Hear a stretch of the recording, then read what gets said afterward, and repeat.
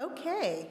Hi, my name is Helen Walsh, and I am the Festival Director for Spur. A very warm welcome to you all. We're delighted that you've joined us for the kickoff to Spur Toronto, which is one of 5 cities that we're producing Spur in this year. We were in chilly Winnipeg a couple weeks ago at -20, but heated up the city with lots of good conversation.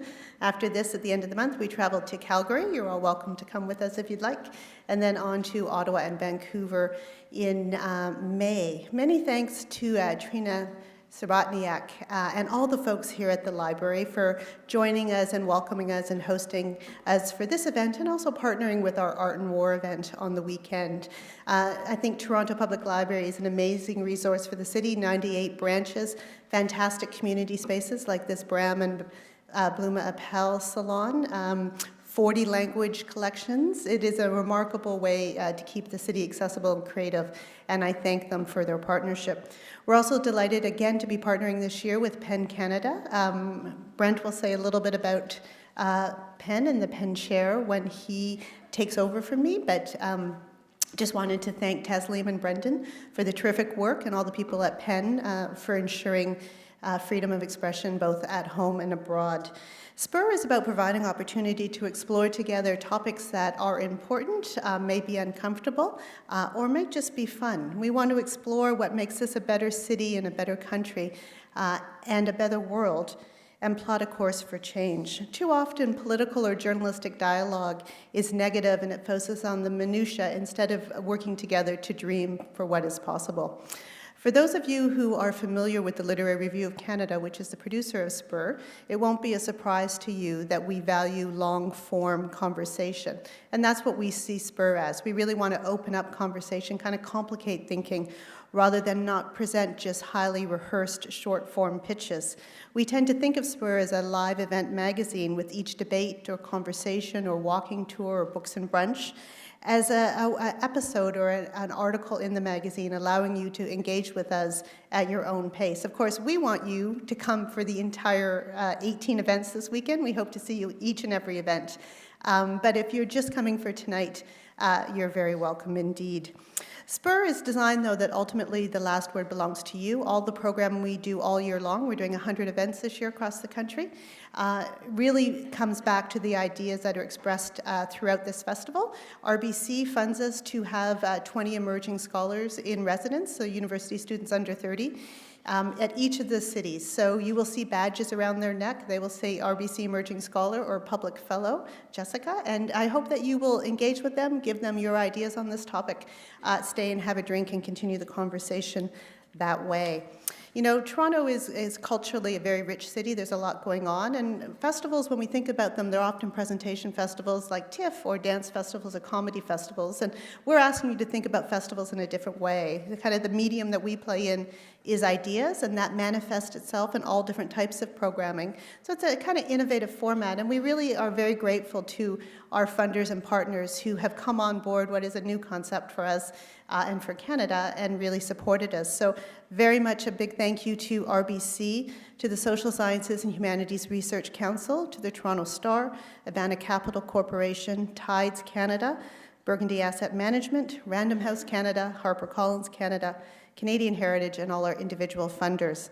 We're also immensely grateful to our partners like TPL, CBC, Now Magazine, the Gardner Museum, the Rotman School of Management, the University of Toronto, Corporate Knights Capital, and Bar Mercurial L'Espresso. It's a long list, and thank you for your patience for listening to them, but yes, thank you very much. Let's give them a round of applause.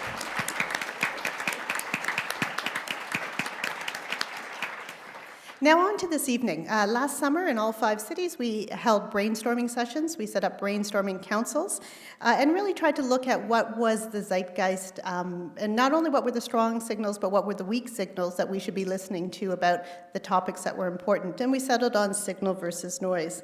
For those of you who are discreetly checking your iPhones or trying very hard not to, you know what I mean in terms of data overload and information overload. There's 2.5 quintillion bytes of data created every day in places like this, in newsrooms, trading floors, and how do we filter all that noise out in order to concentrate on the signals that are important for us to listen to? Tonight we're looking at a subject that's been in the news a lot over the last year, from NSA spying to CSIS metadata collection.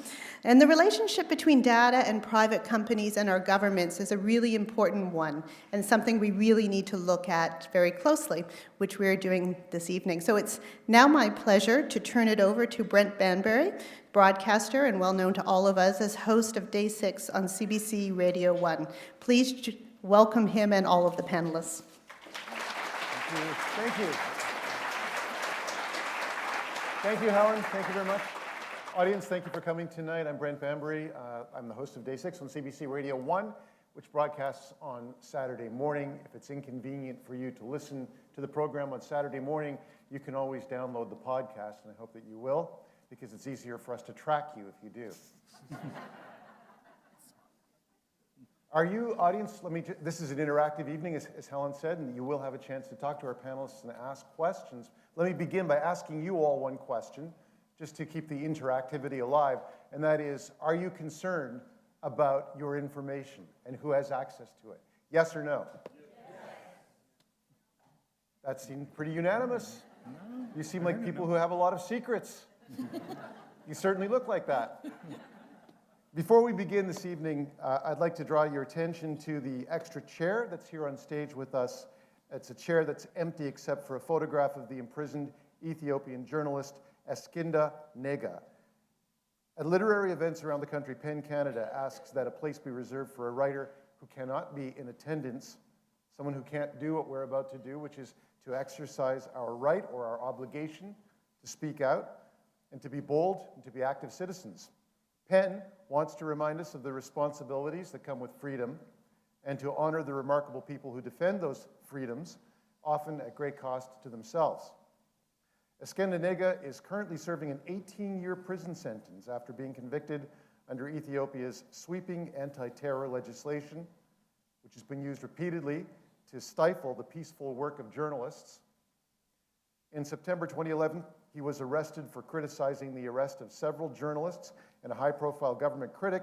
He was accused of plotting to carry out terrorist attacks in Ethiopia. At his trial, Nega admitted criticizing the government, but said that his writings had only called for peaceful democratic reforms. After his conviction in June of 2012, the UN Working Group on Arbitrary Detention found that his continued imprisonment was a violation of Ethiopia's international obligations and called for his immediate release. Please remember Eskinda Nega as we proceed together tonight. And if you'd like to support PEN's advocacy for Eskinda Nega, there are petitions at the PEN table. You can also join PEN or renew your membership at that table. The hashtag for this evening is Spur14. So if you'd like to live tweet what we're talking about tonight, and if you feel comfortable doing that, then we encourage that. Hashtag Spur14 is the hashtag that we hope that you will use. So you can't have 100% security and also have 100% privacy and zero inconvenience. We're going to have to make some choices as a society. There are trade-offs involved. Do you know who said that? That was Barack Obama, correct, very good. That was Barack Obama weighing out civil liberties last June. That was 2 days after the Edward Snowden revelations broke. The president said, nobody is listening to your phone calls. That's not what this program is about. Now, whether you consider Obama's response to the Snowden revelations appropriate or whether you think it was sufficient, there's no doubt that what he was trying to do with those remarks in the immediate blast of the Snowden revelations, he was trying to reassure Americans. That's what he was saying. 4 months later, the first major bombshell from the Snowden leaks went off in Canada. That was October 2013, and the story broke of CSIS spying on Brazil on behalf of mining interests. Prime Minister Harper said at that time he would not comment on national security operations. And here's what CSIS said. The agency does not comment on foreign intelligence gathering activities. So in Canada, there was no such reassurance given to our citizens. President Obama has since evolved in his position on NSA surveillance and gathering of metadata, announcing reforms to the program last week. In November 2013, when CBC reported that CSEC enabled NSA spying at the G20, here's what the Prime Minister's office said to Canadians. We don't comment on national security matters. So not much evolution there. When it comes to metadata gathering in Canada and oversight of the programs in place and our cooperation with the NSA and other partners in the Five Eyes network, there is not a lot of transparency. There's no effective way to assess the nature, the efficacy, and maybe even the legality of the way these programs are carried out on our behalf. While the US adjusts, Canada obfuscates. What does that mean for us? What does that mean for your information? What does that mean for your secrets? We're going to explore that tonight with our panel. So please welcome to the stage the principal investigator of the new Transparency Project and the director of the Surveillance Studies Center. He also holds Queen's University Research Chair in Surveillance Studies. He's professor of sociology and law. He's sitting right here. David Lyon, ladies and gentlemen. Hi, David. Welcome.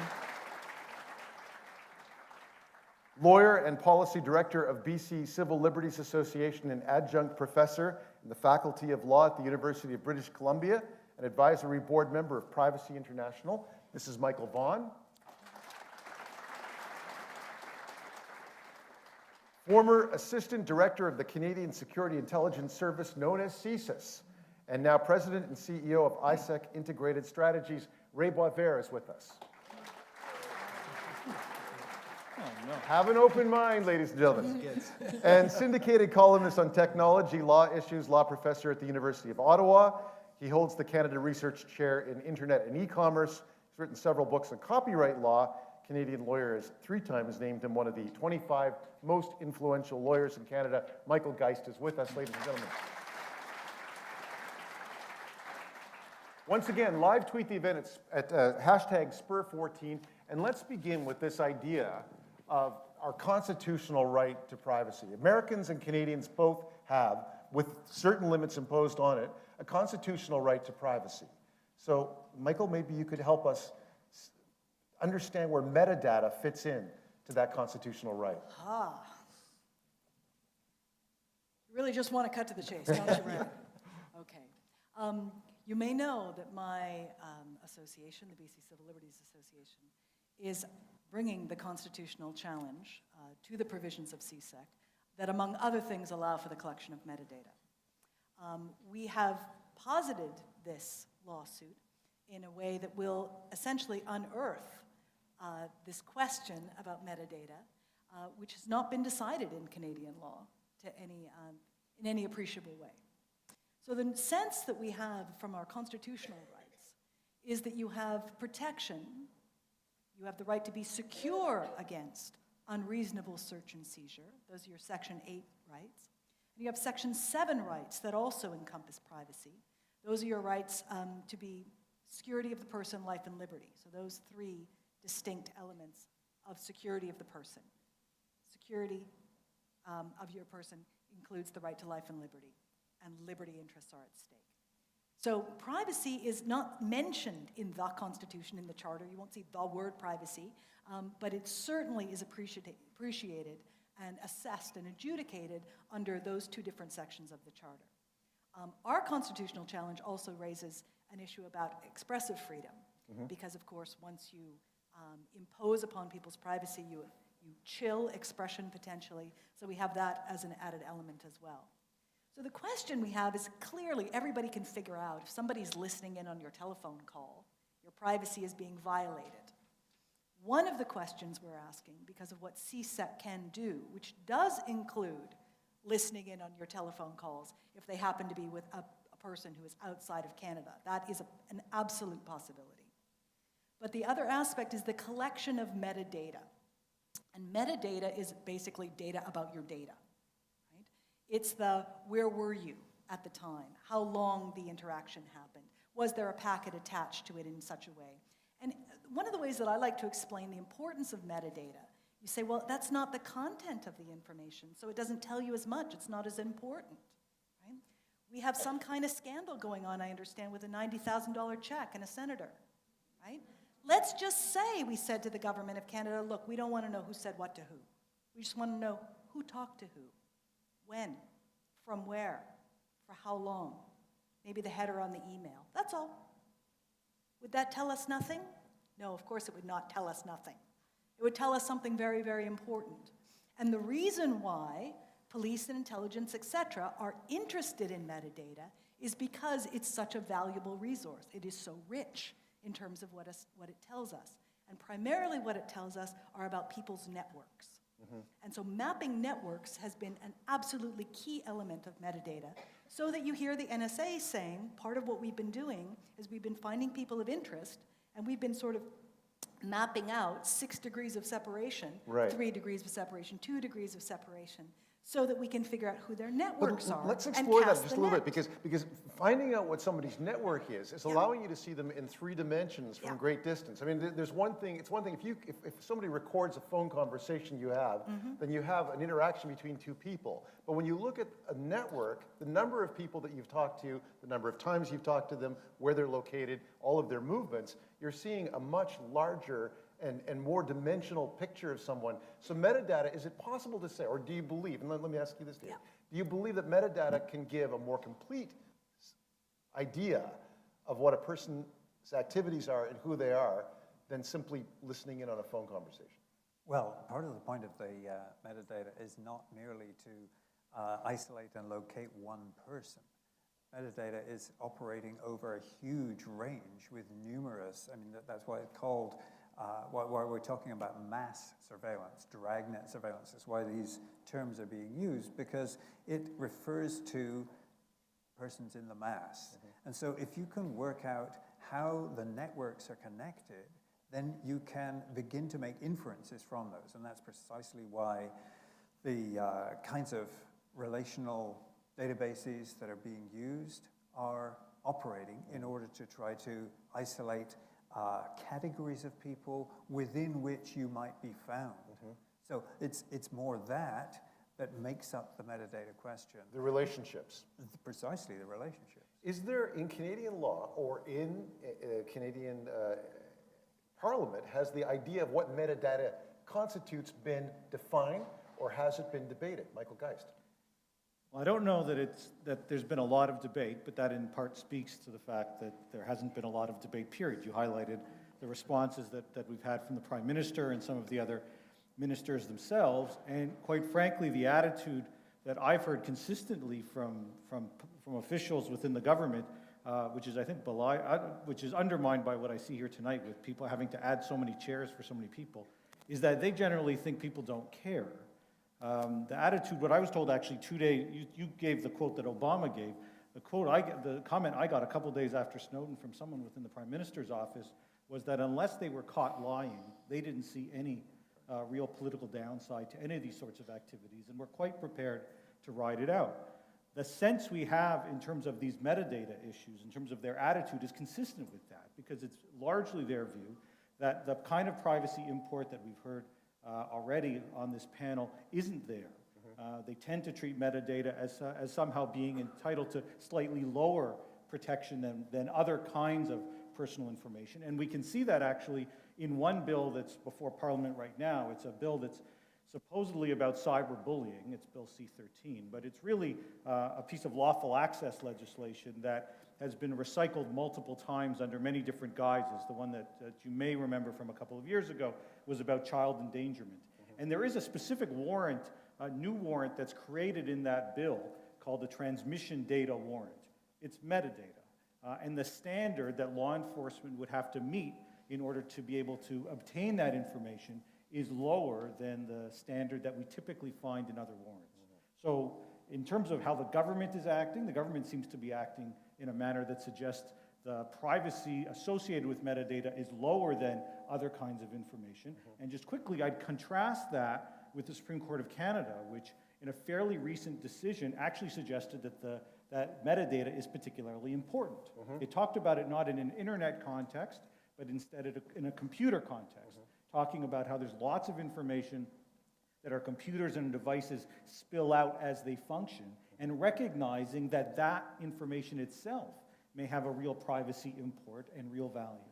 Ray, let me ask you, the value of metadata, for somebody who's charged with the security of the country, who's looking at this data as a way of protecting Canadians, what is the amount of information? What is the totality of the information available to you? How valuable is it as a tool?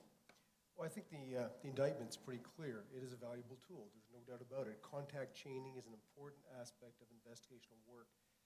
Prior to my last position, I was the Director General of the Counterterrorism Program. That meant we were trying to find various Canadians who were kidnapped overseas, Robert Fowler, Louis Gay, Melissa Fung, Amanda Lindhout, and others. Contact chaining made a difference, absolutely. Now, I guess the big challenge I have, though, like everybody else around here who have seated here tonight, we care. I care a lot about privacy. I'm a very private citizen.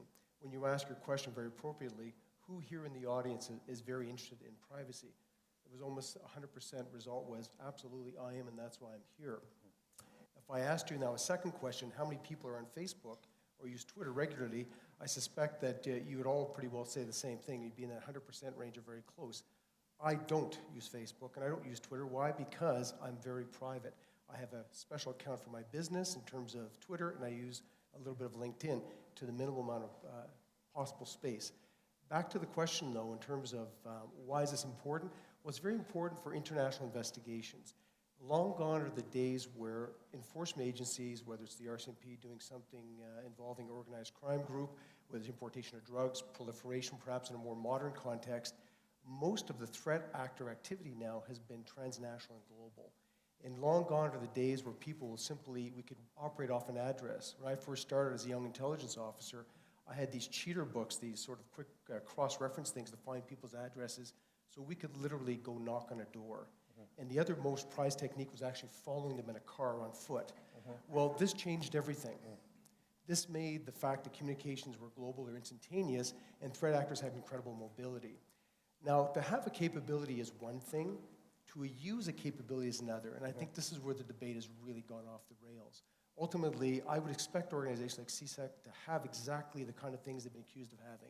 If they're anything less than that, I'd find them far less useful from an investigative perspective when my greatest responsibility is the safety of my fellow Canadians. So I would expect them to have those tools. But as a Canadian citizen, I want controls and I want measured approaches in terms of how they use those tools. And that's been really absent from the debate so far. And I'd be happy to talk about that a little bit later on. Obviously, we're going to talk about oversight because I think that's what a lot of this is about. I mean, if there's a tool available to be used for our security, it should be used. But if that tool is also being used against Canadian citizens, against their own will, or without their knowledge, or without any recourse to transparency, then that's another issue. But you brought up an interesting point too. You're not on Facebook, you're not on Twitter. You carry a cell phone, but when you carry that cell phone, have you ceded the right to the control over that data? The number of times you use that cell phone, the number of people you call, who they are, that information, who does it belong to? Does it belong to you, or does it belong to the company that you have a contract with, your carrier, or does it belong to the government? Well, possibly all of the above. The latter group only if I cross a certain line. Now, I have the advantage of knowing, having worked on the inside, I say, okay, well, yes, we have all these capabilities. We had a very small number of targets within Canada and an extremely small number of targets outside. Usually it's some persons that we had discovered who had more than likely decided to go off and conduct some sort of violent form of political expression, violent jihad, quite often in a conflict zone. Those persons were intent on killing others. The only way to pursue them, of course, was through the assistance of organizations like CSIS. And that's why we created a new type of warrant to help us get at those individuals. In Canada, I know that Mr. and Mrs. Brown or Susan and James are not being targeted. Why? Because any investigation involving the intercept involves a number of things before we even get down to the level of a lawful intercept where you're listening to the content. In that case, the rules are very clear. Judicial warrants are required for both organizations like CSIS and for law enforcement agencies. I think Michael wants to say something. The big gap is just the metadata piece. Okay. And in that, it has to be a predicated investigation. It has to be one that's ethically managed, and it has to be one that is reasonable in terms of how that investigation is taking place. And at the end of it all, once all those checks or boxes have been checked, then an investigator can go out there and request some metadata information. So despite there's no warrant, there are a number of important checks and balances through the system before an investigator can request any metadata. Michael? All right, so this is, well, in part because it's the second time this week I've heard someone coming from the security establishment effectively say, you're the one to blame here because you're using services like Twitter and Facebook. With respect, the notion that somehow people that use social media are, in a sense, asking for it, what did you expect? If one takes a look at what has been revealed through Snowden with the NSA, it doesn't matter if you use Facebook or Twitter. Frankly, if you use any form of communication, we now recognize almost any calls, almost any internet use is itself being tracked. If you're a Bell customer and you're sending an email, so we're not talking about Facebook or Twitter, send an email communication to a provider, to someone who uses Rogers as their provider, the internet exchange point for that email takes place in Chicago, and we know full well that the NSA is hoovering it up.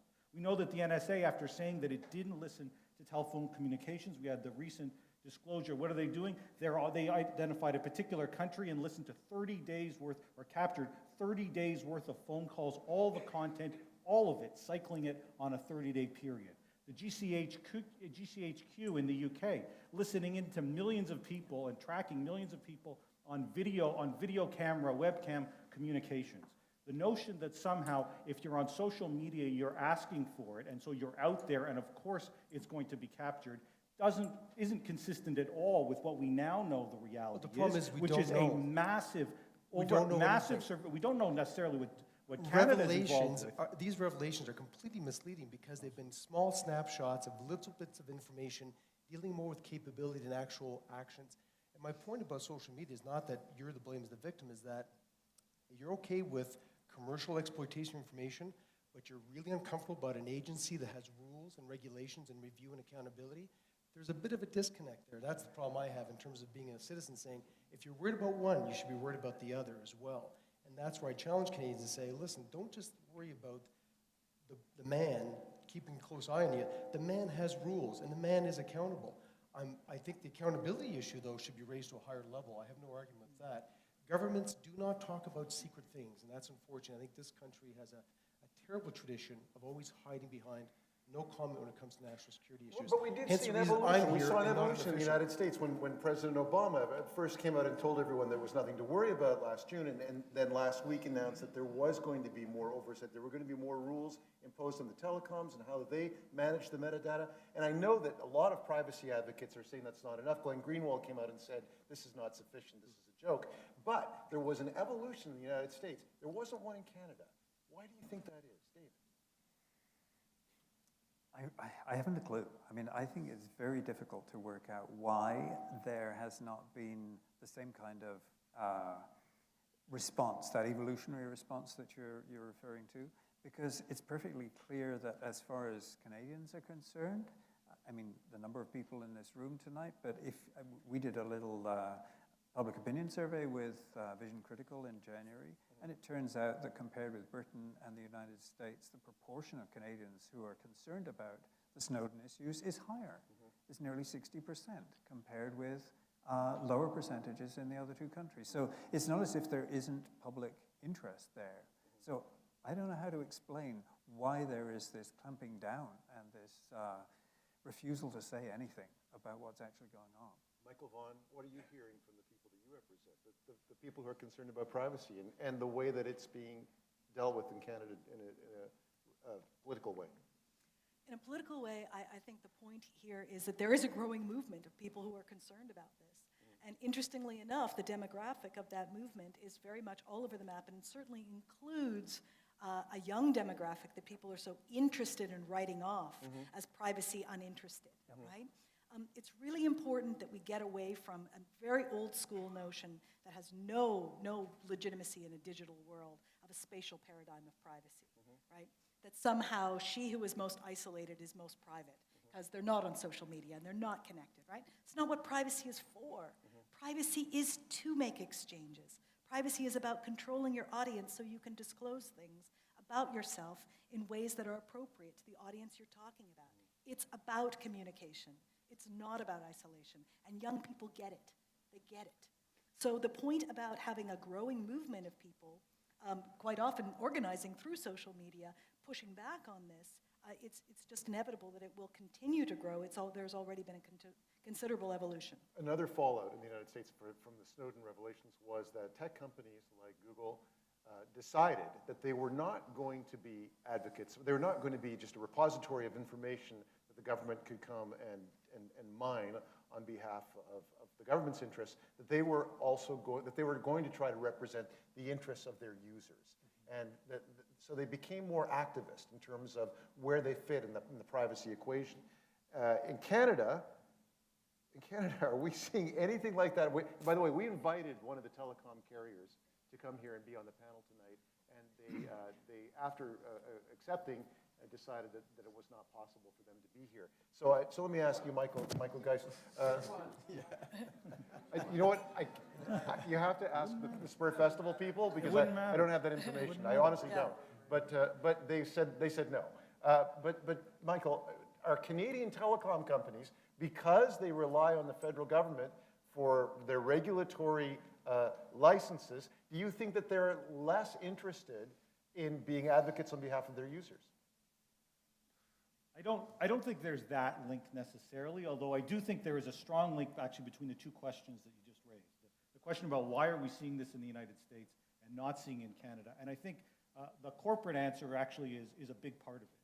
So that in the United States, what we have seen from the US technology industry, and it's partially telco, but it's far more the internet industry, the Googles and Facebooks and other companies that are so-called cloud providers or providers of services in the cloud, have found that they are losing huge amounts of money, and the equipment makers as well, where suddenly US technology is far less trusted than it once was. The estimates that we're seeing is losses now into the billions and billions of dollars. And I think that, frankly, is one of the things that is driving some of the changes that we're seeing in the United States. It's not so much the public concern about privacy as it is the economic impact and reverberations that it's having.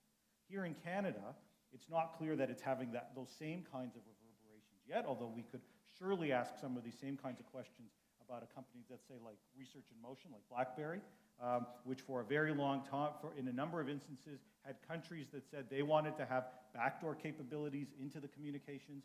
For a long time, RIM or BlackBerry said no, and then suddenly we found them operating in countries like India and elsewhere that had made those demands, and I think the assumption is that they caved and provided some of those backdoors. In terms of our telecom companies, there's a group, and I was one of them, that asked the telecom companies to essentially provide greater disclosure and transparency about what they're doing.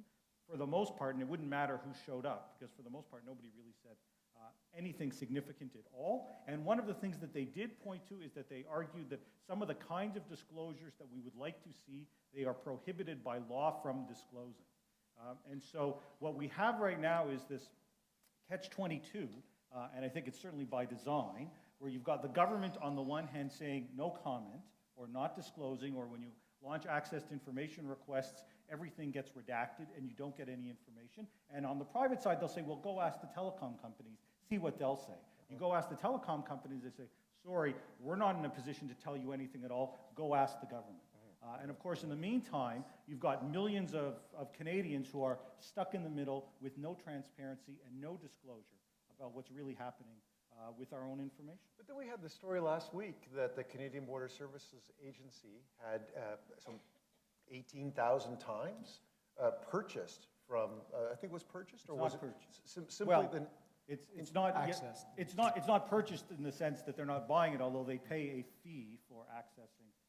So they've accessed Bell's information on private citizens without any kind of a warrant whatsoever, right? Right. Was it 18,000 times? Yeah, it was more than 18. So what's happening there? It doesn't seem like, if our information is so precious to us, then why are they able to obtain it without any kind of warrant? It just seems like it's available. It's available. It is available, and that to me is one of the really problematic areas, and that's just border services.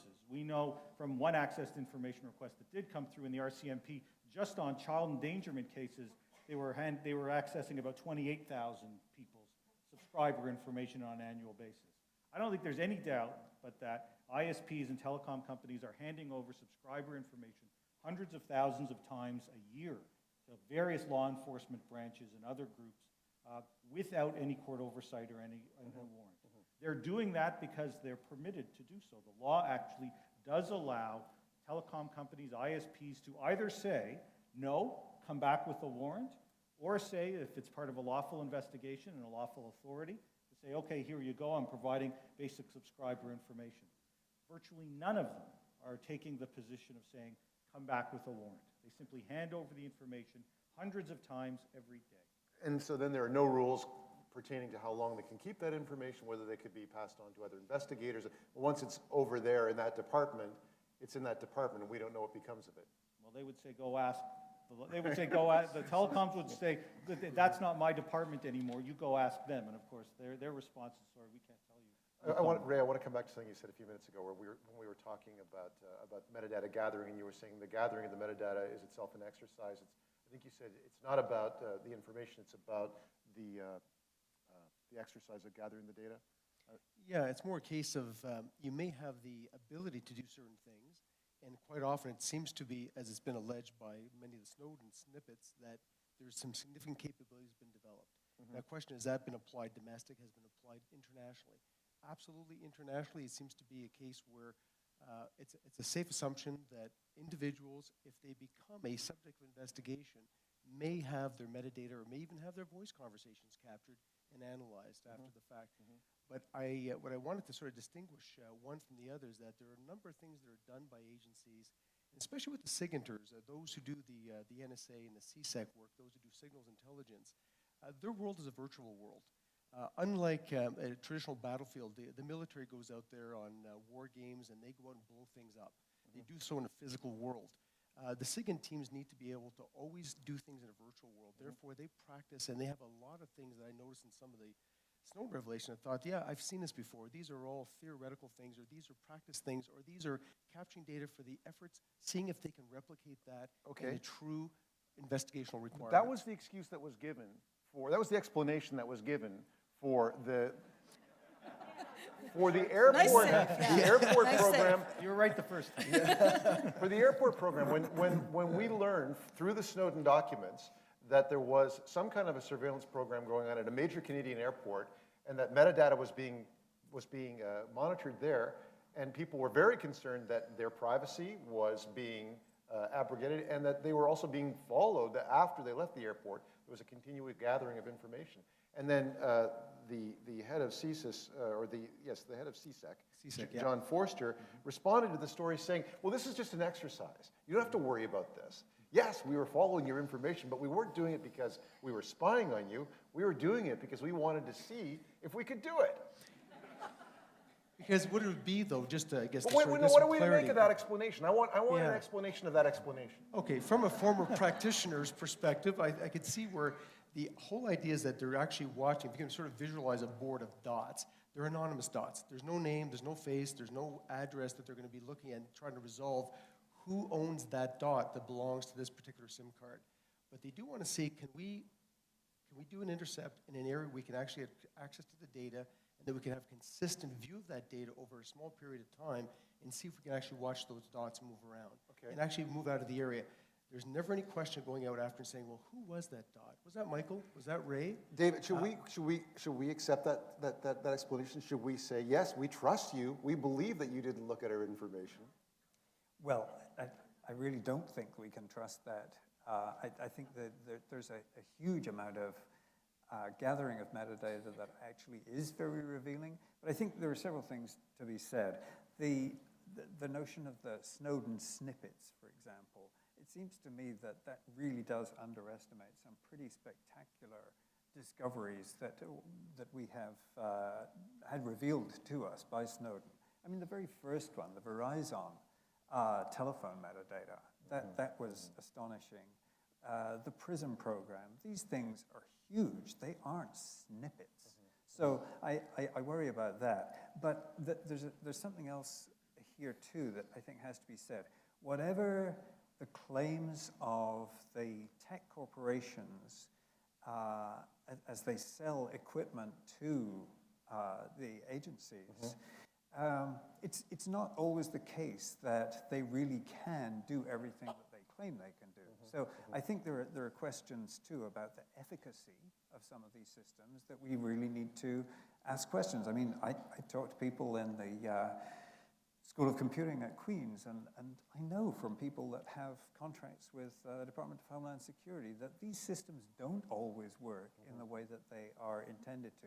But I think the bigger point is just what we know and what we don't know about how the systems themselves are being operated right now. That seems to me to be a much, much bigger question. And I think there's also a question of consent in that. You know, the people in the airport did not consent to being part of this test, if that's what it was. So maybe, Michael, you could address this. Could you have a working model that allows CSIS to do that kind of modeling, but at the same time ask or somehow advise people that the modeling was being done with their information as they were entering that space? We could absolutely have transparency around this. What we have currently is a state of the law in which Canadians have secret law, right? We have secret law. Canada is not a country of secret laws. So what we have is this argument about whether or not this is a one-off exercise, whether or not it's an integral program, et cetera, because we don't actually know. There is no reason on the planet for citizens not to know this. None. We're not asking for operational information about, are you spying on Betty and Bobby? We're asking, what are the capacities? What are those rules that we keep being told are there? You need to know that when you get authorized through CSEC for this, your ministerial authorization or directive is secret, right? So we have now a regime of secret laws that we're told to trust. Now, this is absolutely unconstitutional in our position. I want to talk about oversight, but just one more question with the John Forster. John Forster told people this exercise was an exercise. He told a Senate committee, but did you see what happened when journalists tried to ask him questions after that? It's very difficult. What happened, Ray? Oh, yeah, no, you become, he's stuck because the rules of engagement So what did he have say? been. What did he say? Oh, I can't recall exactly. Something about it was part of an exercise, or I'm not sure. He said nothing. Okay. He didn't answer a single journalist question. All right. So I remember the visual, so obviously you filled in the blank. He was chased through the lobby of the building and refused to answer a question. But I agree, he was not allowed to answer the question. Absolutely not. But the question, that doesn't mean the question is not worth asking, do you think? Oh, for sure, absolutely. I'm all about accountability. I think there's an excellent point you just made about the issue of secret laws, ministerial directives. Why can't ministerial directives be much clearer? Why can't they be communicated out? I've known the nature of all of them. I think we operate under about 20 or 30 of them at one point. I can't think back of anything in there that I would think would harm national security. One thing I would have some trouble with, though, there is a fine line when you move away from the rules of engagement about whether it's the enabling legislation, whether it's the ministerial directive, or even the policies, it's the tradecraft. And what Snowden has done, I think, which is very, very harmful, and I think it's going to have many consequences. And I've offered to a journalist recently, I'd suggest he even has blood on his hands, if I can just crank things up a little bit. And I think there'll be long-term consequences. I would be one to suggest that I think Vladimir Putin's strategy was based somewhat on the Snowden revelations, based on the idea there's a greatly weakened West, and there's a greatly divided West. So there's a lot of things. So I'm doing this purposely, so go ahead. So just try to get a little bit more interest in this. But I am worried about the tradecraft, because there are totalitarian regimes, there are threat actors out there who have gone to school, and even though they are snippets because they are completely uncontextualized, they've been very, very useful. So again, I don't want to go down to the debate of whether or not Snowden is a hero or a chump, but the impact has been real. People have hijacked the issue in some circles. In other places, they're going to use some of that information to work against the interests of Canadians, and they will cause harm, and they will cause death.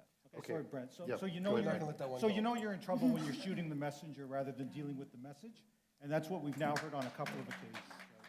So it's now either it's Snowden is just revealing snippets, which aren't really all that important or not all that revealing, or it's Snowden has blood on his hands because what he's revealing is so damaging that it's actually allowing Putin to invade Ukraine. Give me a break. I mean, seriously, what we do know is that according to people like Glenn Greenwald, if the level of releases... if all that stolen information? Oh, please don't start with the nonsense coming out of the government about Glenn Greenwald being a porn purveyor. What Glenn Greenwald is doing His is being, own journalist being community paid at a has journalist told hold on, us- at a journalist event. What he's doing is being paid to be a journalist, as he is in some instances for the CBC. That's What a- he's also that's a doing, veil.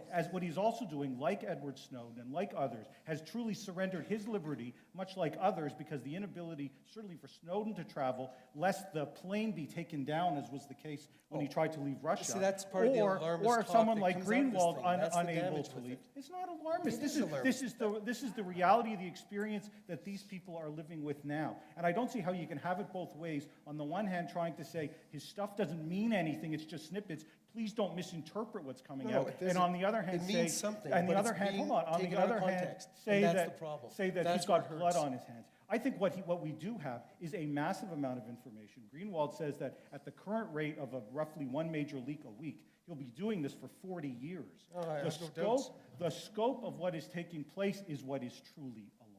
No, what's truly alarming is the fact that he's provided so much information that, again, is just one little snapshot of one particular piece that gets hijacked by a number of others to show that, there you go, there's the proof, there's the indictment. We knew for years that these people are doing terrible things, and there you have it. The blood on the hands, at the end of the day, is the division. Look at what's done to the internet. Look, you've made your point yourself about how much it's going to change the ability of cloud computing services to be able to offer a truly internationalized network of networks. So the internet's going to change. So Look the how- NSA engages in these activities, and suddenly it's Ed Snowden's fault because he revealed it that puts us at threat? This is the NSA, I'm sorry, but this is the NSA's fault for Well- engaging in what I think many believe, including some U.S. judges, Well, are it's illegal naive. activity, keeping all of that secret, having people like Clapper lie to Congress, and suddenly now you're saying, oh, look what Snowden's done, it's hurting the internet? No, it's the NSA that hurt the internet. It's the ongoing secrecy that continues to hurt the internet and technologies. Well, And it's we're been- seeing it both in the U.S. it's and, as been- Brent to points out, assume in it's just the Canada as NSA. well. All countries spy on one another. The NSA probably has slightly better capability, but the Brazilians, the French, I mean, all these countries have been accused of doing the same thing. So why is it just that it's the NSA is the big bad boogeyman? At the end of the day, people have assumed that the age of the internet was going to change the way governments would look for threat actors, and that has been true. I want to Sorry, talk about listen, everybody spies, but there's a difference between identifying a real target and saying, this is who I'm going to spy, and deciding that everyone in this room is a viable target, everyone on the street is a viable target, and we will collect all of your information in the off chance that somehow it might become relevant at some point. in time. Oversight and accountability. I want to talk about what we as Canadians have in terms of advocates for us in the system in oversight and accountability. I read that we're a partner in the Five Eyes. That's Australia, New Zealand, Canada, the United States, and Britain. And I have read that Canada has the weakest oversight apparatus of all Five Eyes nations. Does anyone want to dispute that? I won't. You won't? I will. You will dispute it. Let All others right, go do it ahead, Ray. first. You do it. Go ahead. Okay, here's the argument. The argument is that we have one judge who's not accountable, whose decisions aren't published. And so that's not an elected member. It's not a politician, for example, who is accountable. It's one judge. And it's up to that person to decide whether or not the oversight will be shared with Canadians. Oh, can I clarify that? Yeah. It's one judge who's not acting judiciously. They're not issuing warrants. This is a review process, and Right. the review is happening sometimes years after the fact.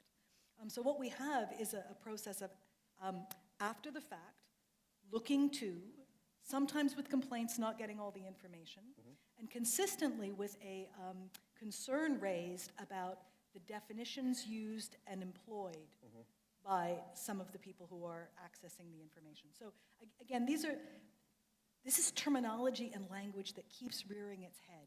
We keep hearing about we're not targeting, we're not directing, right? We're getting a sense of what that has meant in the NSA sphere. We're certainly, which means not the English language use of those terms at all, right? Specialized, unique languaging around, again, to create secret laws, even when the language is transparent.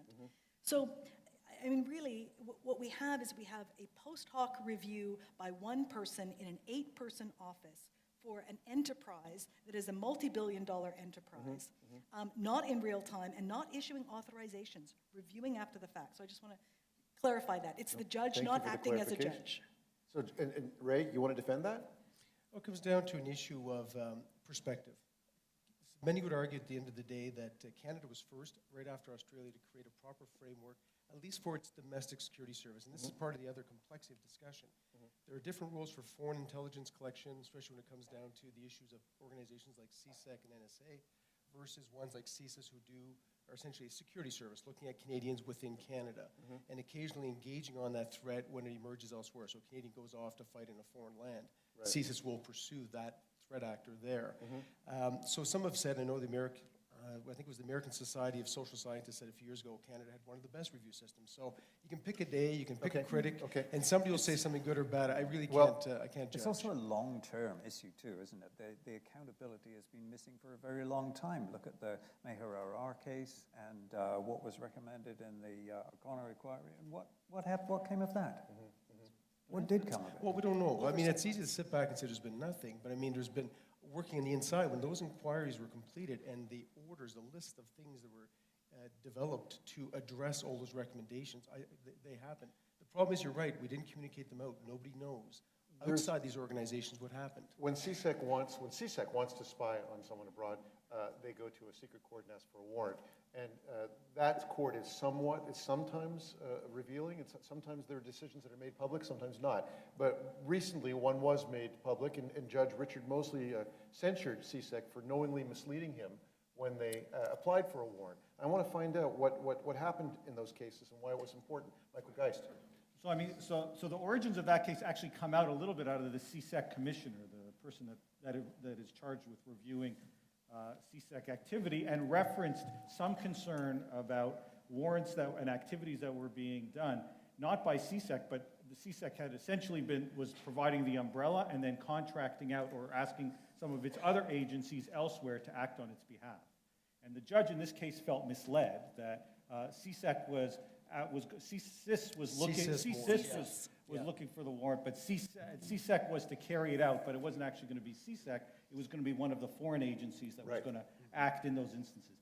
It's the case to me is more interesting, less for the specifics of that case, although it's interesting, of course, to see how these agencies interoperate and work together, and more for the fact that the oversight shows us that just little snippets tells us that there are problems in the system that very often may not come up. In the case of the CSEC commissioner, for example, there is a long-promised review of metadata, I mean, the issue that you started off with, that has taken years and has still not come forward, though we do know from, again, some redacted access to information requests that there has been concerns. In fact, it seems as if one of the metadata programs was put on hold for a brief period of time. During some of those concerns, it was then restarted. And so these activities take place. We don't know a lot of them. And I have to say that I suspect some of the politicians that provide even the authorization aren't fully aware of just how broad the scope is going to be. I mean, we've referred already a number of times to this airport Wi-Fi case. With respect, it's not an airport Wi-Fi case. It's a case of capturing large amounts of metadata and then mining it. In this case, the mining of it was mapping it onto people who are at an airport and then trying to see where some of those travel patterns within the local area might be. They already have the data. The notion that somehow this was just a test and just to see what it was a test in terms of what they can do with the data that they've already captured. And if we were to speak in a moment of candor, which we'll never get, from the minister that provided the ministerial authorization and say, do you realize that this is the kind of activity you have authorized, or it is being interpreted that you've authorized, I'd suggest that they'd have no idea that that was what was taking place. So where are the activists in this issue? Are Canadian activists, are they pushing for something specific here? And are they pushing for something that will change accountability and transparency?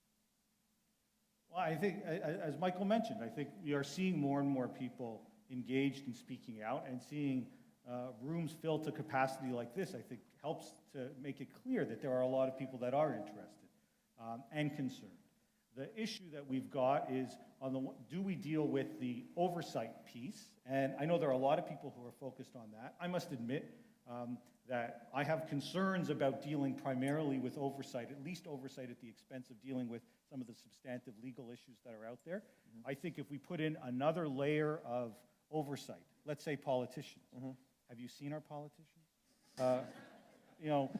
Do we really think that in the current political environment, putting in another layer of oversight from a bunch of politicians is going to make any serious What about a difference citizens- what about a citizens we've group got then? problems, when we've clearly got problems with how metadata is being interpreted, problems with a CSEC mission, which is supposed to be outside of the country, yet we've got networks that bleed so clearly as between jurisdictions that the notion that somehow we can clearly delineate between Canadian data and non-Canadian data is just simply a fiction. And we know that there is huge amounts of interactive activity, so to speak, as between Five Eyes, and yet we don't really know what any of that is taking place.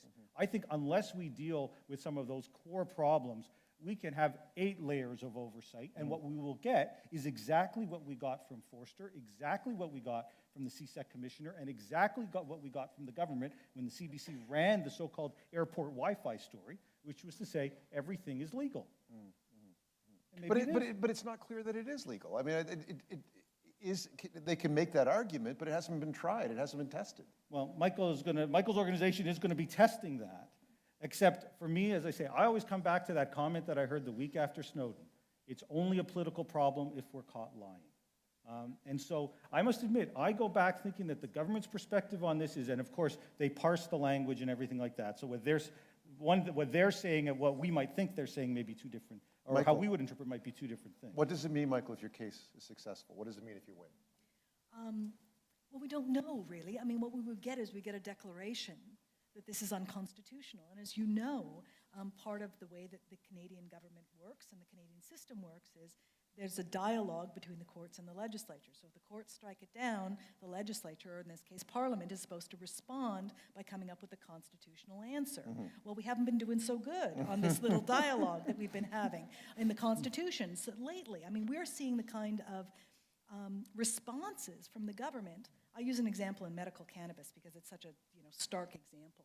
When you strike down the fact that you can only have one person grow for a licensed medical cannabis user, the government comes back after the constitutional challenge and says, okay, how about 2, right? Okay, that's so close to extending the middle digit to the whole idea of constitutional oversight, right? I mean, this is a problem. If our democracy is going to work, it has to be predicated on the respect that everybody has their designated roles. Activists have their roles. The courts have their roles. Parliament has their roles. But Parliament has to respond appropriately. So that's what I would say about our piece. In terms of what we would get if we win, we would get a declaration that it's unconstitutional.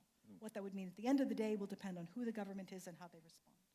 I'm just listening to Michael talk about the failure of oversight, what he perceives to be the continuing failure of oversight. Do you see a model where oversight would actually result in greater accountability or transparency? It's the $64 million question the globe over, right? Every country is asking themselves this question about how do we appropriately rein in our intelligence gathering sector so that they don't become the shadow government, operating unto laws of themselves. How do we effectively do that? Sometimes there's parliamentary committees, sometimes there are secret courts, sometimes there's a review process like we have.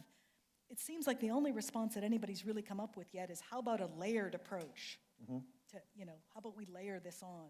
Because we don't see something that is the sterling example. I don't know, can anybody point to the country that's got this right? No, we really can't, right? And I think part of the problem is that however difficult it has been to rein in the secret component of the government, because some of it is legitimately secret, it is exponentially proved impossible given the global infrastructure for surveillance. So we really are in kind of terra incognita here, although we can build on some aspects of what other countries are doing. Do you feel better now, audience? You can live tweet this event. The hashtag is Spur14. And I think it's time to ask for your questions. How do you feel? Are you ready to come to the microphone for questions? Now, just before you begin, I'm going to say that you have 30 seconds to ask the question, so I'm asking for no long preambles. That's great. But go ahead. I mean, I'd just like to thank Mr. Boisvert early on for drawing a parallel between the way we're asking our CSEC and the agencies to treat our metadata and the way we expect our metadata to be treated by the the digital oligarchs, if you will. I mean, we're giving this information out. An advertiser could track us through, through their thing, through an airport, and say, where are they shopping now? Oh, let's direct them over here. Let's send them a message saying it's time to go to this museum or that. The whole system is there to be used, and it's being used commercially, which Mr. Boisvert was talking about. And let's face it, the internet is privately owned. So, I mean, are we worried about the way we're being manipulated by gigantic algorithms as opposed to human discernment and on the other side, on the commercial side? Ray? Well, I think it's a just point. It's that reference point that I like to underline in most of these sort of circumstances, that at the end of the day, if I can say something good about Ed, is that we're having this kind of discussion. If I could say something good about Ed, is that he's actually raised the level of public consciousness about technology and the fact that investigative agencies have been relentless in their pursuit of threat actors and have exploited, as we, again, I hope, maybe I'm speaking very narrowly for myself, expected them to go after those persons who are likely to harm others. But through that, of course, they've developed incredible capabilities. Now, in a full light of day, everybody's starting to ask important questions. But let's think about this more than just simply about the security, the state, the apparatus, although it is important, and we must not have a separate parallel or secret government. But let's also think about it more globally. Privacy is under threat, there's no doubt about it. I'm just not sure what the best way forward is, except to ensure that we look at it very holistically across all sides. I actually want to hear from the other panel about what they feel about the issue I raised. Would like to, David, would you like to Well, address this? I think About the regulation of the technology used elsewhere outside of CSIS. one of the interesting things about the Snowden revelations is that it has revealed to a far bigger audience globally, but in Canada as much as anywhere, that the internet corporations and telecoms and so on do have this huge power of analyzing metadata themselves. Absolutely correct. And what has been interesting in the revelations, of course, is the ways in which those metadata have become available to the security agencies. So I think that, I mean, to also address the question about who's doing anything, I think it's fair to say that there are people working on a number of different levels. I mean, in Canada, we have people like openmedia.ca who are doing really interesting work on combating things like Bill C-13, and who are very literate, but they're working within the media corporations, within the internet corporations, and so on. I think there's a multi-level of approach to countering the kind of surveillance that we're looking at today. And Snowden himself has spoken at length, for example, a few weeks ago in, where was it, Austin, Texas, about encryption levels for corporations. And he was challenging his colleagues, as it were, in the world of technology and engineering to work at that. So openmedia.ca, encryption in organizations. I mean, I think there are numerous levels on which this has to be approached, and I'm quite excited to see the ways in which the interest level has risen, and that there are numbers of people who are making their voice heard. Thank you. I think we needed that. That was very good. Go ahead, please. There's another aspect of the whole thing. In the U.S., if an individual or a company is targeted by the NSA, et cetera, they're gagged from talking about the experience by the overall legislation. I was on the American Library Association Council, and this was something that we were fighting against because libraries were being gagged from talking about being targeted and having information taken. Is there anything similar in Canada, or can somebody who's a target of CSIS or CSEC and who's aware of it speak out about it? There's often gag orders included as well. The telecom companies we talked about earlier, the request for information about some of their activities, they're effectively saying on certain of these issues they're being gagged and aren't able to say anything. Can I just very quickly respond specifically to the gentleman's question? And I have to say, with respect, there is a magnitude order of difference between what an opt-in system that Facebook or Google or any of these sorts of companies have and the system that we have now learned through Edward Snowden that exist with the NSA and other groups where it is all being collected. You can, many people choose not to, but you can opt out of some of the sorts of tracking that takes place, and where that doesn't happen, there are systems in place and laws in place that can help force those companies to ensure that they respect some of your choices. There is a choice to be made, though, and people make those choices in terms of some of the tracking and advertising technologies that are out there. That is a far different thing from the mass universal surveillance that we see of all communication coming from these governmental agencies, in which there is no opt-out button. It's everybody, whether you've done something or you haven't done anything at all. But collecting and parking it is different from analyzing it.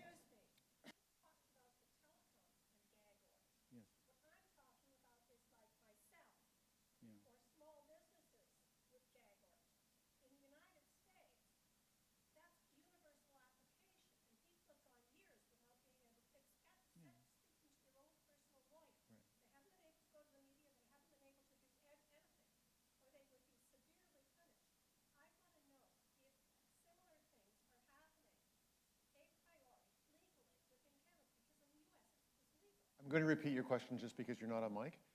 But so the follow-up question is, in Canada, are there gag orders being placed on individuals or small groups or private organizations or small businesses that prohibit them from speaking about being targeted by CSIS or by CSAC, I suppose, forbidding them to speak to anyone but their own lawyers? So who would like to take this? I don't actually know, is the truth. I mean, I'm failing your question on the pop quiz. There were a number of places that I would think to check if I were going to answer that question, and I haven't checked them. I can't think of one off the top of my head. You're thinking about the Patriot Act gag orders under Section 2. Yeah. I can't think of an analogy. And so my guess is that there are equivalencies.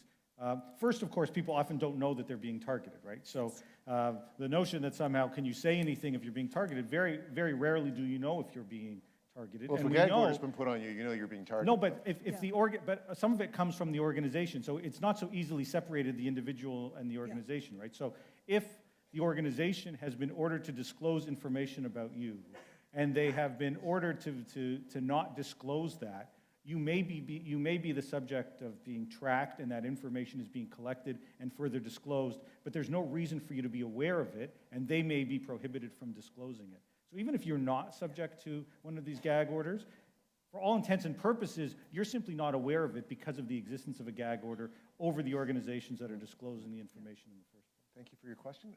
Sir, go ahead. Yes, I see that one of the sponsors of this festival is Tides Canada.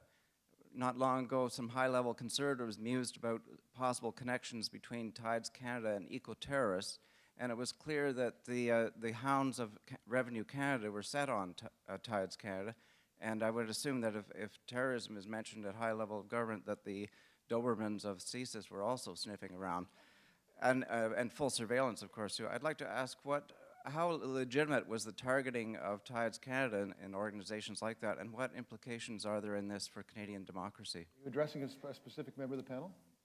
Not anyone who cares to answer, I think.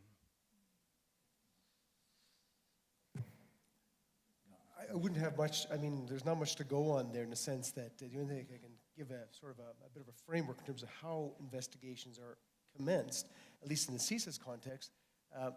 One of the big exclusions is the lawful advocacy, protest, and dissent. So, and I think for the most part, I'd have to say that CSIS has maintained a really clean card. There's been questions sometimes with respect to, is that you see reports saying, well, CSIS has been spying on a certain organization because somebody found somewhere that some analyst read a newspaper and wrote a note and said, by the way, I don't think there's any chance of any violence with respect to this particular event. Suddenly, the word comes out, CSIS has been spying on this, which is completely off the scale, but nevertheless, so I really don't know about this particular group, but I do know there are rules of engagement.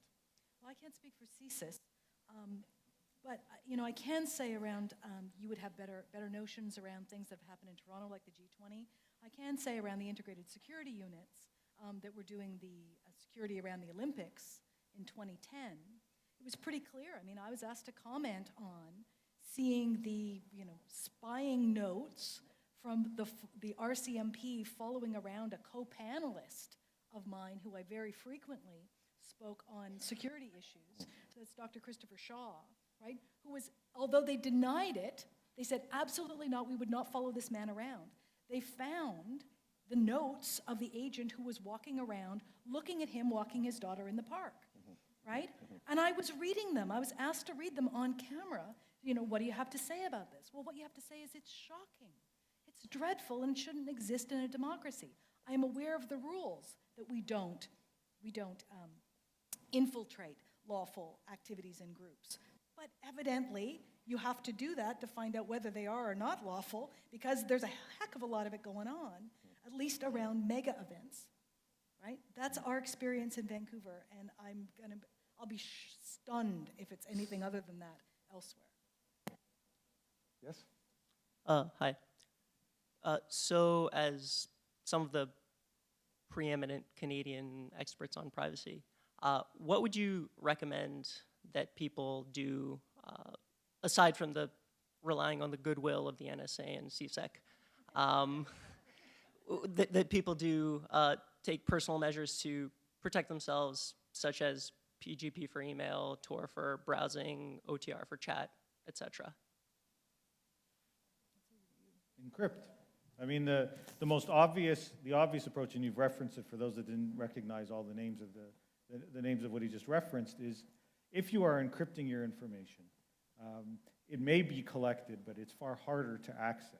And that's not to suggest that there isn't the capability amongst agencies to access it, but by creating that additional level of difficulty, it makes it far less likely, if there's no reason to suspect, that anybody will go ahead and do so. The other thing I think is that we need to take out our concern, our frustration, and often our anger, not just against the agencies that are engaged in this, but at times some of the providers that were mentioned who could be doing more to protect. A good example is Gmail. So a lot of people use Google, a lot of people use Gmail, and we use Google for all sorts of things. Gmail, if it wanted, could encrypt all that electronic communication. The problem for Google is that it's inconsistent with a business model where they want to be able to mine the email information for keywords that they can then throw up advertising. But if they wanted to do so, they could. And in fact, if we take a look at the use of encryption by some of those larger companies, it has often come in response to these kinds of incidents. So Facebook began offering up certain encrypted communication after it found out in the Arab Spring in Tunisia that the Tunisian government was accessing some of that information, and it sought to fight back, in a sense, by encrypting. Google began encrypting data transfers between server farms. So Google collects lots of information, may transfer from one place to another. They began encrypting it after they found the NSA, saw that as a potential weak link, and was capturing much of that information.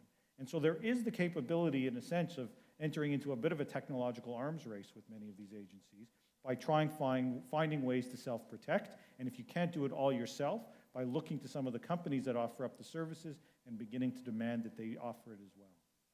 I think one could also say that it's important not only to think in terms of self-protection. I think that's important, but demanding that better standards of encryption are maintained by those corporations is the main point, I think, and there are at least two reasons for that. For many people, ordinary users of whatever device it is, it's very hard to know exactly how to go about the process. There are plenty of ways that plenty of organizations that will help you with it, but even then, it's still a challenge for many people. And the power of the corporations to do that constant using of our data for their purposes is something that it seems to me needs to be checked. The other reason is that what we were talking about before, how metadata works, how all these networking technologies works, is precisely to organize us to categorize us into different groups in the population so that different groups can be treated differently. And because of that, what you end up with is the most vulnerable groups tend to become increasingly vulnerable. There's a kind of cumulative disadvantage that occurs, whether we're talking about relation to state agencies or whether we're talking about consumer corporations doing their kinds of surveillance. And so there's a kind of vulnerability built in that really we need to be more aware of, and therefore, again, mere self-protection isn't actually going to help. So I'm not against doing our own encryption if we can, but it does seem to me that there are really good reasons for demanding encryption, demanding other kinds of protection from the organizations that are using our data. The term metadata has been adapted from computer science into politics to mean basically data that is less entitled to privacy rights. But as has been revealed, metadata can be just as important as, or even more revealing than the so-called content data in terms of being informative about the person, basically about revealing things about the person. Who you talk to could be just as important or even more important than what you say to them. So my question is the distinction between metadata and data really relevant in terms of privacy, or are they arbitrary? Is there still a use for this distinction, or is it better that we basically call BS on politicians when they say, oh, we're just collecting metadata, not data? Because metadata is data about people. Who wants to take this? Really, it's kind of about the legal definition of metadata as well, and whether it's been defined legally, which is the question I asked earlier. No, I agree with you. Let's call BS. I think that 10 years ago, the answer might well have been different, that the data mining technologies, the ability to accumulate the amount of data that is now being accumulated in the multi-billion-dollar facility that the NSA is building in Utah, and similar kinds of facilities, perhaps on slightly smaller scale elsewhere, those kinds of capabilities to data mine, to create the sort of linkages, to draw out inferences and information from metadata, even a decade ago perhaps, were beyond the kind of capabilities clearly that exist today. I think what we know, and this is coming from any number of studies coming out of, particularly out of the computer science field, is that the sort of information that can be drawn without ever looking at the so-called content, as we've talked about, can sometimes be far more revealing, and that the notion that we're going to treat the two differently from a legal perspective in terms of the sort of protection is a remnant of a prior time from a technological perspective that is today doing us a huge disservice. I agree. Part of the problem here is that it's a moving target, right? Data analytics have really changed the meaning of metadata. So that if one thing is mapping your relationships, but another is deciding what your credit risk score is on the basis of those relationships, you are dealing, again, with this kind of issue of how many inferences can be drawn from it. So I think that the import of metadata has changed over time. And at this juncture, I think we have to say it demands a kind of an appropriate privacy protection based on not just what are those dots, but what happens when you apply analytics, and the assumption needs to be made that analytics will be applied because you don't want it otherwise, right? Yes. I guess this is a question for our two Michaels, but David might have something nice to say about it. So Ron Deibert has recently revealed that Canadian companies are exporting tools of surveillance to third world governments, Somalia, Pakistan. This is the company NetSweeper that's just down the road in Guelph. My question is, how do we as Canadians either protest this or legislate against the export or demand change with regards to the export of basically weapons of mass surveillance? It's a loaded question. Yeah. Who wants to handle it? I'll start with that by saying it's no excuse. We've had our hands full on a bunch of different fronts. But the group that I'm aware of that has done the most work on this issue, the export of these kinds of surveillance technologies, is Privacy International. Take it, run, take their model, emulate it. Take their messaging. Anybody can use those tools to try to create the momentum around raising awareness on the issue. I'm particularly concerned about that issue, in part because I am one of the 1% of people on this planet who do human rights work that don't have to worry about my safety on the basis of that, right? It's a great privilege you have in Canada. You can do human rights work and nobody tries to kill you, right?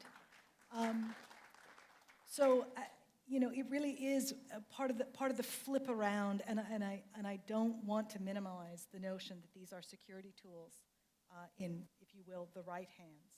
But the simple fact is, that the kinds of tools that we're seeing for the mass dragnet surveillance that we have are going to make impossible the sorts of revolutions and resistances and democratic accountability that we hope for. I mean, sometimes I think to myself, why do I do this work? I do this work for the French resistance of the future, so that they would have a hope in hell, right? This sense of what's at stake, arguably in Canada, as much as we are concerned about this, what this looks like globally is already dire. So you're very right to point that out, and it's something that we should have greater awareness of. And like I said, the model to emulate in terms of a campaign that I'm aware of is Privacy International. But I want to focus on the specific example, because the Citizen Lab, Ron Diebert's lab, has done incredible work pointing out a number of these sorts of instances. And the NetSweeper example is a perfect example. So Pakistan, a year or so ago, put out an RFP, a request for proposal, for a national censorship system. They essentially want to be able to filter all internet usage, block people's ability to access certain sites, and put that RFP essentially to find someone to provide it with the technology. There were a number of groups that did launch campaigns to try to persuade companies from not bidding on that, and a number of companies did not, including large companies like McAfee. A company ultimately did, and it instituted it, and it was Diebert's lab that was able to uncover the fact that it was a Canadian-based company out of Guelph, as you mentioned, NetSweeper. They actually asked the Canadian government to respond as to why, as to whether or not it had a position on this, and got a response, interestingly enough, last September, in which the government said it stands strongly for free speech and criticizing many authoritarian governments, and certainly the government has taken strong stands against certain countries on those issues, but that on this specific issue, Pakistan's domestic laws were Pakistan's domestic laws, and and that the Canadian government wouldn't intervene. That's a wholly unsatisfactory answer, it seems to me. Tomorrow, the industry minister, James Moore, will be announcing Canada's digital strategy in Waterloo. And it seems to me, I'm reliably told there will not be a provision or addressing this issue. But it seems to me that a government that's serious about coming up with a holistic national digital strategy would begin to create some of those kinds of linkages and say that if they're going to speak out against free speech violations in other countries, then it certainly would serve us well to say that we're going to take measures to stop Canadian companies from facilitating some of that oppression at the same time. Thank you very much for the question. We have just a few more minutes, so I'm going to ask everyone to briefly state the question, and we'll try and deal with it. Go ahead. Great. I actually have a brief observation, and Michael Vonn has already referred to this. Several members of the panel have used the terms oversight and review interchangeably, and they're not. Oversight refers to, and especially parliamentary oversight refers to the idea that Parliament might be able to direct intelligence activities, whereas review, as it is now, the CSEC commissioner reviews cases after the fact. So I'd invite all members of the panel to focus on that distinction and elaborate. Sorry, so is there a question, or is it? No, I'd like them to make the distinction between review and oversight. Thank you. Hi, go ahead. Hi, I don't have a computer science degree, but I am a young person, so I wanted to pick up on the distinction that I think Michael was making about the willingness of people in my generation to participate online more readily and to opt in on Facebook and Twitter, but still having a reasonable expectation of privacy when doing so. And I would welcome the comments of the panel on perhaps that being attributable to the fact that people in my generation maybe see smartphones and citizen use of the internet as a way to check those in positions of power. And I look at examples of people live tweeting what was happening in Cairo in the Arab Spring, or even here in Toronto when people were making videos on their phones of a police officer shooting somebody on a streetcar, that people in my generation are perhaps willing to see the benefits and the positives of being able to use technology in that way as a way to maybe fight back. And I'd be interested to hear what the panel had to say about that. So the question is then, is there a relationship between the kind of citizen journalism that you just described? I think we've been hearing a lot of sinister things about data and technology, and I'd like to hear about maybe how we can use data and technology in positive, helpful, empowering ways. Panel, anybody? Absolutely, and you know what, I think Canada actually in this instance is an example where we have seen that take place on any number of digital issues, whether it was on copyright-related issues, on telecom, on some of the telecom issues, on lawful access would be a perfect example. where a couple of years ago, the predecessor to Bill C-13, the one that Vic Tays introduced, sparked a huge amount of public concern and a real backlash against the government that, for a government that rarely backs down on much of anything, on that bill did, at least for a brief period of time. So certainly, I think, I totally agree, the ability to use these tools and technologies as a means to ensure that our voices are heard and for political activism type approaches, I think, has proven in some instances to be effective. And so you wouldn't want to throw the baby out with the bathwater, so to speak, in the sense that rejecting these technologies because there are clearly some risks means giving up some huge opportunities as well. Thank you. Just want to expand on the last question a little bit as far as generational divides. If you look out in the audience, we've got an incredible age diversity for people of Generation Y like myself or the person who asked the last question. A lot of this stuff seems very obvious, HTTPS, whatever, to protect ourselves. But for the average person, why is there no user guide to the warnings in your jurisdiction of internet usage when you boot up your Internet Explorer or Firefox or Google Chrome? How can we address that?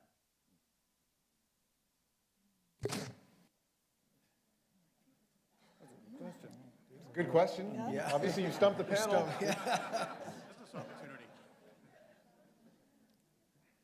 Listen, digital literacy and skills are a huge issue. And there are organizations that do try to work on those kinds of things, groups like Media Smarts and others. And I frankly think that there is the need for education amongst all demographics. And so it may be the case that there are certain demographics that are less familiar with some of the newer technologies and sort of just sort of entering into it and experimenting a little bit. But at the same time, I look at some of the younger generations, my students or my kids and stuff like that, who are equally unaware, let's say, of some of the tracking technologies. I appeared before one of the parliamentary committees on social media and talked to them about the way in which the simple like button or the retweet button that so many people insert on their webpage has the effect of allowing tracking signal to go back, in a sense, every time you access the page, if you're logged in, back to Twitter or Facebook. And so you had, in that instance, you had members of parliament who were professing their concern for privacy and their interest in having it safeguarded, and yet their own websites were facilitating the ability for people to be tracked, often unknowingly. And so I think there is a need for greater awareness and education, but I don't think it's a demographic issue at all, quite frankly. I actually think that we all could use more information, both about some of the technologies, but then also a little bit about what's happening under the hood. Thank you. I think it's also an economics issue. One of the things I say about being a privacy advocate, the one thing you can be sure of every time you sit down is that all the money in the room will be on the other side, right? And I think that's really true. I mean, citizens' rights, citizens' concerns, et cetera, are up against both corporate and government interest in this data, which is incredibly valuable. So I think that's also part of the problem in terms of how we basically fund this literacy that's so direly needed. So. Thank you. Final question. Great, thanks. The question I've been waiting to have be asked today is, why is it that there is all this global surveillance? Why are we doing it? I mean, if everybody is spying on everybody else, and everybody's being spied upon, who is the threat? Who is the enemy? Is it us? I mean, what are we so afraid of? Who would you like to answer the question? Ray? Anyone. Okay. Ray, why don't you do this? Well, since I'm the only person here that actually uses technology for sinister purposes, I'm happy to weigh in on that. You're right. I mean, at the end of the day, it seems kind of silly if the old adage of gentlemen don't read other gentlemen's mail, well, clearly gentlemen and ladies have, and they continue to do so with more prolific tools. I think the challenge, or I think things really started intensifying. If you look at a root cause, it is 9/11. A traumatized nation, the United States, went out and said, and I remember working with a lot of my colleagues in the FBI and the CIA in the States, their mantra was never again. And shame, accountability, a number of things happened. They were then licensed with tons of money, absolutely, went out and developed incredible capability and did what they did. The issue, of course, then is who are they going after?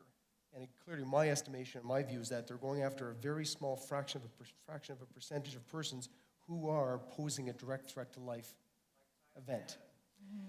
Yeah, and there's a whole bunch of residual things that happen. Investigators run amok everywhere. I'll be the first to admit that too. You can't, It's like I'm sure every police chief says, I've got 5,000 officers out there. If I can only trust every one of those persons to use their good judgment every day and be polite to their citizens, my life would be easy for he or she. But of course, that's not the case. So things do happen. But I think at the end of the day, what's happened now as well is that some countries have also layered on top of traditional national security issues, such as counterterrorism and counterespionage, the issue of economic security. So then you get these allegations of, are you spying on your best friends, your best allies, to get the upper hand for trade negotiations or a number of things? That, in my view, is something that really deserves some very significant debate and discussion. There are too many bad guys and gals out there to in my view, again, to waste time on things that I think you do much better in just reading the newspaper or read your Economist every week. You'll have a much better worldly view on what's going on. There clearly is too much data for human beings to be able to use to manage it all, and we need to rely on machines to do that. But when the algorithms take over, we lose the capability of being able to have human beings make judgments. And the danger is that with all of this data mining that's going on, inferences are being made which create targets which may or may not really be targets at all. There is that risk, for sure, and I think that's where the human element is very important. The other side would be that the other argument, potentially, again, probably seen as somewhat of a veil of legitimacy, is that there is some anonymity when these machines work through certain algorithms. One of the challenges that our analysts had, and all my desk heads during the heyday of the counterterrorism period I worked in, were overwhelmed by those fire hoses of data, absolutely. And in that, of course, were a number of liabilities. And some of those liabilities meant direct threat to life events, both in Canada and abroad. So machines, algorithms became necessary. Are there potential problems with those? Absolutely. And that's why I think accountability review and a lot more transparency will be necessary in the years to come. Is Skynet a possibility, or is it even real? I sleep well at night, but I do think that at the end of the day, and I think Michael's point was great, we really have to be mindful of the future, of what all this means, and that's why I think this debate's useful. I think we have to be mindful of the past as well, though. This goes back long before 9/11. What we're talking about is something that has been developing over about more than a century. We have a very interesting history of how our agencies came into being in the first place. I mean, it was American adventures in the Philippines that actually led to the foundation of the CIA. I mean, there's a huge history here that really needs to be explored, and we won't understand fully why there's this mass suspicion. I mean, it's filtered through Cold War and the kind of paranoid politics that was developed then. That was amplified after 9/11. So there's a long history here that I think we can't answer the question without looking at that history and seeing how it's developed. But I think what it also does is to remind us that where we began this evening talking about privacy is to kind of narrow it down. We're really talking about, in a sense, the things that Orwell was talking about in 1984, democracy and decency. Those were his words. He didn't use this word privacy. And we're using it as a catch-all for a whole series of things in the discussion this evening. And I think these are all issues that affect us profoundly as human beings. Audience, thank you very much. But join me now in thanking our panel, David Lyon, Michael Vonn, Ray Boisvert, Michael Geist.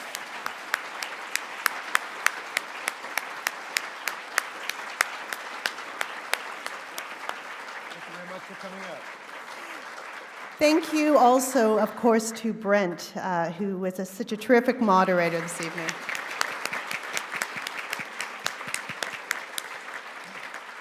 Now, if you liked that, we have a whole raft of events all weekend long from tomorrow through Sunday night, so I hope you pick up the program. But please also join us. The music will go back on, the refreshments will come out, and we'll continue the conversation. Thank you so much for sharing your time with us, and please also check out the magazine table at the back. Thank you.